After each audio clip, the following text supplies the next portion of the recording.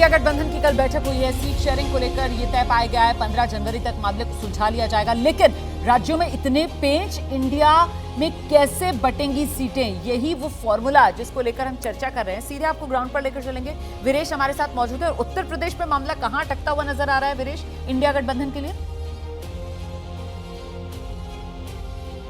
देखिए, उत्तर प्रदेश में कांग्रेस को समाजवादी पार्टी नहीं शोभती, न बसपा को सपा शोभती है। एक दूसरे को कहीं यहां कोई शोभा नहीं देता, क्योंकि जो कांग्रेस है इसी का सब कुछ बसपा ने भी खाया, इसी का सब कुछ समाजवादी पार्टी ने भी खाया। तो ये अंदर से बहुत दुखी आत्मा है, इसलिए ऊपर से तो ये पूरा पोत पात के दिखा रहे हैं कि हम एक हैं, लेकिन इनकी आत्मा, इनकी अंतरात्मा मिलती नहीं है। ये सबसे बड़ा पेच है। और इस लिहाज से अगर हम उत्तर प्रदेश की बात करें, बसपा ने पहले ही ऐलान कर दिया है कि हम कोई भी गठबंधन नहीं करेंगे। हमारा जो भी गठबंधन 19 में हुआ था उससे हमें नुकसान हुआ। समाजवादी पार्टी के वोटर्स ने हमें वोट नहीं किया, हम 10 सीटें अपने बदौलत जीते। हमारे जो मतदाता थे उन्होंने समाजवादी पार्टी को जिताया, 5 सीट समाजवादी पार्टी पाई। कांग्रेस का भी समाजवादी पार्टी से गठबंधन 17 में हुआ, 2 लड़कों की जोड़ी रही, बुरी तरीके से फेल हो गई। अब अखिलेश यादव को लगता है कि हमने समर्थन नहीं दिया होता,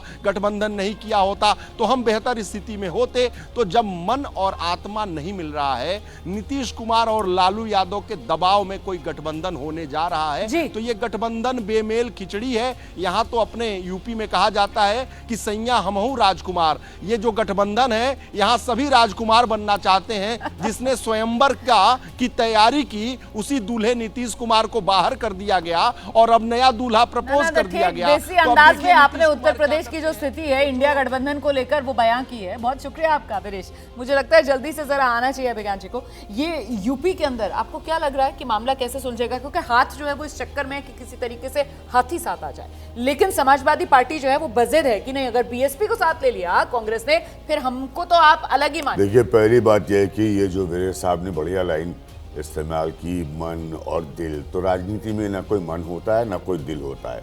सबसे अहम चीज होती है मौका परिस्थिति। अंग्रेजी में कहावत है, politics makes for strange bed fellows. दूसरी चीज, सब लोग समझे यूपी के बारे में। देखिए, यूपी में कोई हैसियत कांग्रेस की है ही नहीं 1989 ऑनवर्ड्स। तो बिला मतलब, ये ना 4 लोग हैं कांग्रेस में, 4 खेमों में बटे हुए, तो बिना मतलब कांग्रेस को वहां उछल कूद करने की कोई जरूरत नहीं है। मैं पहले भी कह चुका हूं कि ये प्रियंका गांधी टाइप का पॉलिटिकल टूरिज्म बंद होना चाहिए यूपी के।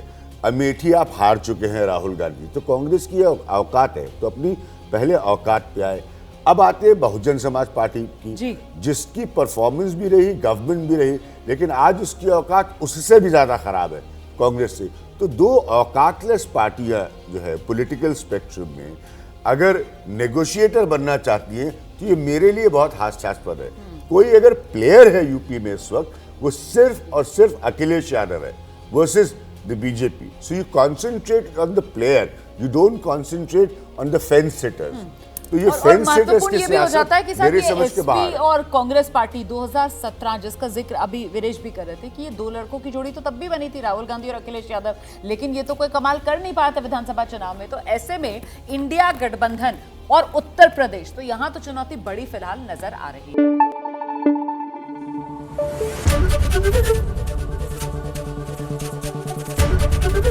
एबीपी न्यूज आपको रखे आगे।